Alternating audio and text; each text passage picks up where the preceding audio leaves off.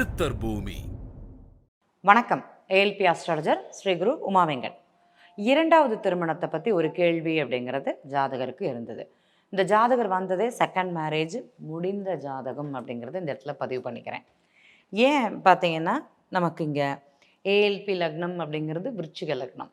விருச்சிக லக்னத்துக்கு 7ஆம் இடம்னு சொல்லக்கூடியது உங்களுடைய கணவன் மனைவி ஸ்தானம்னு சொல்லலாம். இந்த ஜாதகருக்கு 7ஆம் அதிபதினு சொல்லக்கூடிய கிரகம் எங்கே உட்காந்துருக்குன்னா 10ஆம் இடத்துல உட்காந்துருக்குது.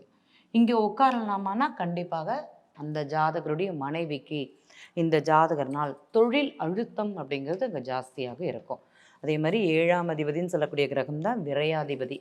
அப்போ இந்த கணவன் மனைவிக்குள்ள பிரச்சனை, ஒற்றுமை குறைவு, சுகவீன குறைவு அப்படிங்கிறது இருக்குது. அதே மாதிரி இந்த ஜாதகருடைய மனைவியோட எதிர்பார்ப்பு அப்படிங்கிறது இந்த ஜாதகருக்கு கொஞ்சம் கம்மியாக இருக்கும். அதாவது நிறைவேற்றி கொடுக்க முடியாத தன்மை, வீடானாலும் சரி, சொத்தானாலும் சரி, ஒரு இடத்துக்கு போகிறதா இருந்தாலும் சரி, அந்த மாதிரி தன்மைகளை இந்த ஜாதகருக்கு அதிகமாக இங்கே அழுத்தம் கொடுத்ததுனால இந்த மனைவி பிரிவு அப்படிங்கிறது சொல்லலாம். ஏன்னா இந்த லக்னத்திற்கு 4ஆம் அதிபதி இதுக்கு இப்போ இவங்களுக்கு கேட்டை நட்சத்திரம் 2ஆம் பாதம் அப்படிங்கிறது போகுது. ஏன் இந்த கேட்டை நட்சத்திரம் 2ஆம் பாதத்தில் செகண்ட் மேரேஜ் ஆச்சு? முதல்ல ஒரு கேள்வி. இந்த லக்னத்திற்கு கேட்டை புதனுடைய நட்சத்திரம். புதன் இந்த லக்னத்திற்கு 8-11 ஆதிபத்தியம் பெற்று 11லே உட்கார்ந்துருக்கிறார். 11ஆம் இடம் பலமாக இருக்கிறது. 2ஆம் தர திருமணம், 2வது தர மேரேஜ் அப்படிங்கிறது செகண்ட் மேரேஜ் அமைப்பு, மறுமணத்திற்குண்டான அமைப்பு அப்படிங்கிறது தான் இந்த ஜாதகருக்கு.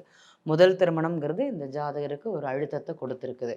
இது இந்த ஜாதகருக்கு வயசு 40 வயசு. இப்போன்னு இல்லை, இது 2ஆம் தர திருமணம் யோகம் அப்படிங்கிறது 40 வயசுலேயும் இருக்கும், 28 வயசுலேயும் இருக்கும், 50 வயசுலேயும் இருக்கும், 60 வயசுலேயும் இருக்கும். 60 வயசில் செகண்ட் மேரேஜ் பண்ணுவாங்களா? ஷஷ்டியப்த மூர்த்தி பண்ண மாட்டாங்களா? கண்டிப்பாக அதுவுமே நடக்கும். அதுவுமே 2ஆவது தர திருமணம் அப்படிங்கிறது தான். ஓகேங்களா?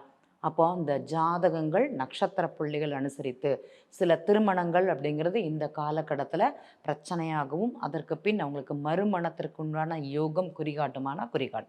இவங்களுக்கு இந்த புதனுடைய நட்சத்திர புள்ளி கேட்டை நட்சத்திரம் முதல் பாதம் ஆரம்பிக்கும் போதே மேரேஜ் அப்படிங்கிறது முடிஞ்சிருச்சு. 2 வருஷம் ஆகிருச்சு இவங்களுக்கு செகண்ட் மேரேஜுக்கு உண்டான அமைப்பு ஆகி. கல்யாணம் ஆகி தான் இந்த ஜாதகர் நம்மள்கிட்ட வந்தார். அதற்கு முன்னாடி சனி பகவானுடைய நட்சத்திரம் போகும்போது இந்த லக்னத்திற்கு 4ஆம் அதிபதி 3ஆம் அதிபதி சனி பகவான் லக்னத்திலே இருந்திருக்காங்க. ஏன்னா இவர் அந்த பெண்ணிற்கு ஒரு அழுத்தத்தை தரக்கூடிய இடமாகத்தான் இவங்களுக்கு இங்கே அமைஞ்சுது. ஒரு பிரச்சனை யாரால், வேலையினால் ஒரு பிரச்சனை அப்படிங்கிறது அவங்களுக்கு அதிகமாகவே குறிகாட்டுது.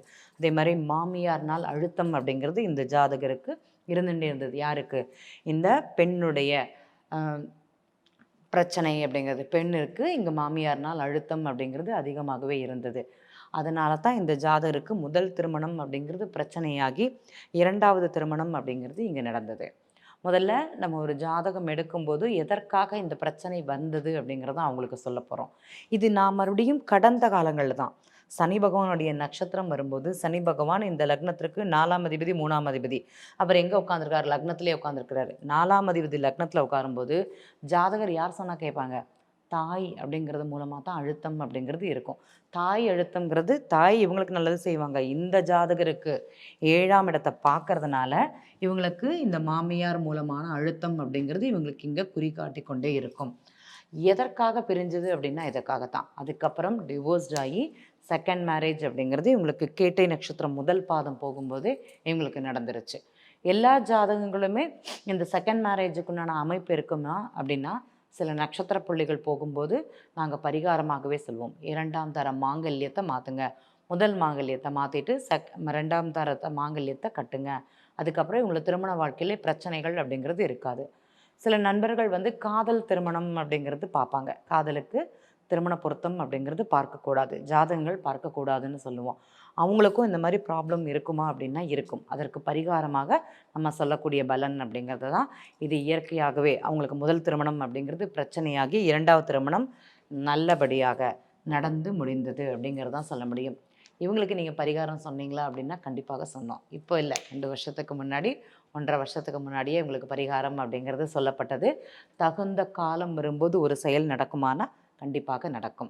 இவங்களுக்கு நடந்ததா அப்படின்னா கண்டிப்பாக நடந்தது. கேட்டை நட்சத்திரம் முதல் பாதத்திலேயே இந்த ஜாதகருக்கு முதல் திருமணம் அப்படிங்கிறது முடிந்தது. இப்போ கேட்டை நட்சத்திரம் 2ஆம் பாதம். நம்ம ஜாதக ஆய்வுகளில் நம்ம நண்பர்களுக்காக பதிவு செய்யலாம் அப்படிங்கிறது தான் இந்த இடத்துல பதிவு செஞ்சோம்.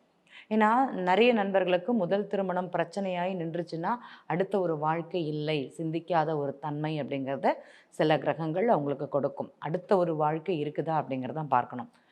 கண்டிப்பாக கிரகங்கள் அவங்களுக்கு வாய்ப்பு அப்படிங்கிறது கொடுக்கும். நம்ம அதை வரமாக பயன்படுத்தி கொள்ள வேண்டும் அப்படிங்கிறதான் இந்த இடத்துல பதிவு பண்ணுறேன். நன்றி. மீண்டும் இதுபோல் ஒரு ஜாதக ஆய்வில் சந்திக்கலாம். ஜோதிடத்தின் பரிணாம வளர்ச்சி ALP ஜோதிடம். இதை படிங்க, உங்க வாழ்க்கை உங்க கையில.